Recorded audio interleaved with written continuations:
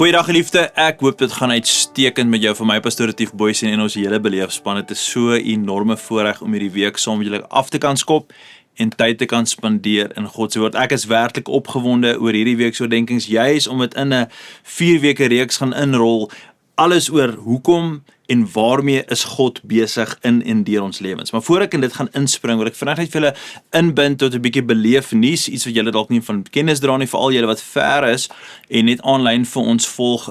Ons geliefde kollega Caleb, julle het hom dalk vir 'n week of twee gelede weer nie sien nie of nog nie sien nie. Hy was laasweek opgeneem in die hospitaal, aanvanklik gedink vir voedselvergiftiging. Hy het toe medikasie gekry en daar het iets verkeerd gegaan met die medikasie en dit het toe sy niere hy het net een nier en dit het sy nier aangeval en lang storie kort, teen donderdag het hy baie siek geraak en hy het in die ICU beland en ons was uiters bekommerd oor sy welstand. Ons het regtig, dit was bad. So, maar hier is die goeie nuus. Baie gebed, baie ondersteuning en baie mense het regtig gestop en ingetree en net regtig God vertrou.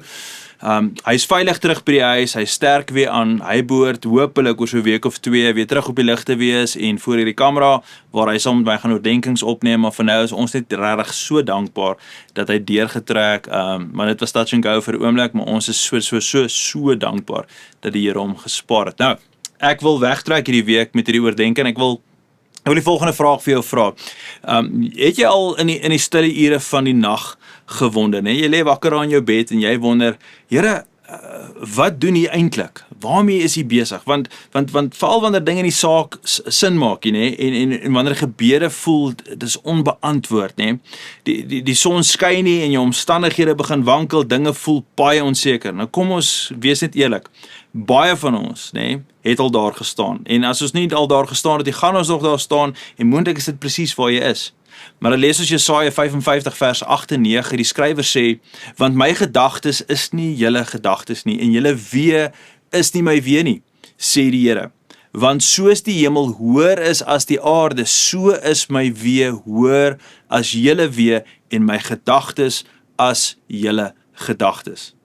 Nou, as jy die skrif lees en jy is op 'n lekker plek nie, dan voel jy sommer amper ontmoedig, nê? Want jy sê wel, as God se wee so anders is as myne, soveel hoër as myne, hoe sal ek ooit verstaan waarmee hy besig is in my lewe? Maar dis nie waar die storie eindig nie, want Moses het presies dieselfde spanning gevoel. Luister wat bid hy hier in Eksodus 33 vers 13. As ek dan genade in die oë gevind het, maak tog u wee aan my bekend, sodat ek u kan ken. Nou, geliefde, sien jy dit? Moses sê nie, Here, verduidelik net my probleme nie. Hy sê eintlik, Here, wys my u wee, wys my waarmee is u besig in my lewe, ek wil verstaan. Nou, kan ek jou vinnig net iets vra, net iets wat ek wil hê jy moet aan dink. Wat as die antwoord op jou verwarring, jou onsekerheid en daai omstandighede nie 'n verduideliking is nie, maar eerder 'n openbaring? Met ander woorde, jy gaan nie na God toe vir antwoorde nie, jy gaan na God toe om hom net te begryp wie hy is. Wat as God nie eers jou omstandighede wil verander nie, maar eerder jou begrip van hom, van wie hy is? En nou sien, Moses verstaan iets hierso, hy verstaan iets krities, iets belangriks. Hy sê eintlik, as ek God se wee verstaan, sal ek nie teen hom baklei nie, ek sal saam met hom beweeg, in ritme kom saam met God. En dis dalk waar baie van ons eintlik maar net vassteek, nee, of vashak. Ons bid hierdie dinge soos, Here, verander hierdie ding, of verander daai ding, of gryp net in hierdie omstandighede, Here, ek kort net hulp vir dit of vir daai. Nou is goed, mens kan oor enigiets bid. Maar God sê dalk, kom nader en leer my ken. God steek homself nie weg nie. Hy sê self in Jeremia 9 vers 24 dat as ons in hom roem, dan sal ons hom kan verstaan en ken.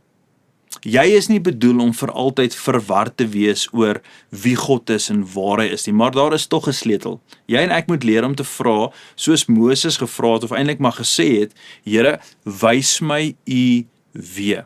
Jy en ek, ons het nie nodig om perfek te wees met indrukwekkende taal of die regte woorde te gebruik of met die regte houding of postuur op te daag nie. Dis alles waar ek laasweek gepraat het. Eintlik wat God van ons soek, is dat ons moet opdaag en ons moet eerlik wees. So dalk, net dalk, is jou beginpunt vandag nie, Here, kom los al my probleme op nie, maar eerder, Here, wys my wat U doen. Wys my waarmee U besig is. Wys my en leer my dat U weë is soveel hoër as my weë. Nou, hier is wat vir my so bemoedigend is. As God se weë hoër is as joune, as myne, beteken dit nie hy is ver nie. Dit beteken eenvoudig, en hierdie is belangrik, hy sien net meer as ek en jy. Hy sien die hele wingerd terwyl ek en jy net een takkie of een blaar of een druiwekorrel sien. Hy sien alles en net dalk is hy reeds besig met iets baie groter as wat jy op hierdie oomblik kan raak sien. So vandag se eenvoudige stap, praktiese tree wat ek en jy moet gee, is dat ons moet nie probeer om alles te verstaan nie. Ons moet leer om eenvoudig te bid. Here, wys my U weë. En ek gaan jou uitdaag, kyk hoe God begin om jou perspektief van binne af buitentoe te verander. Nou môre kyk ons verder na hierdie waarheid. God wil juis nie hê jy moet hom net in hom glo nie of hom verstaan net om aanhang nie. Hy wil hê ek en jy moet hom diep leer ken. En ek hoop regtig jy gaan hierdie week saam met ons inskakel, saam met ons tyd spandeer, saam met ons groei in hierdie ritme van intimiteit saam met ons hemelse Vader. Maar vir nou, kom ons bid saam. Here, eerstens wil ons begin deur te sê, Here, wys ons U weë. Wys vir ons wie U is en hoe U betrokke is in ons lewens en waarmee U besig is. Eerder as na U toe kom met 'n lysie van dinge wat ons net frustreer en besig hou en baie keer net eintlik afleidings veroorsaak. Here, in hierdie week waar ons gaan wandel, raak in die tema dat U is besig in ons lewens en die vraag waarmee is U besig in ons lewens. Is my gebed dat ons werklik sal stil genoeg staan en begryp waarmee U besig is. So ek is so opgewonde, Here, om te beleef hierdie week hoe mense gaan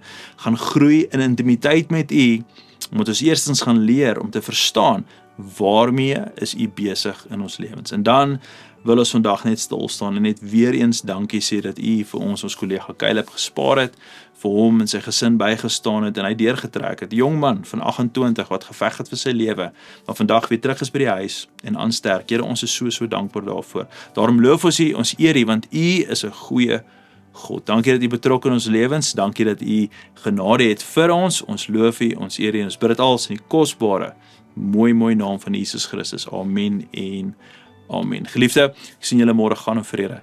Totsiens.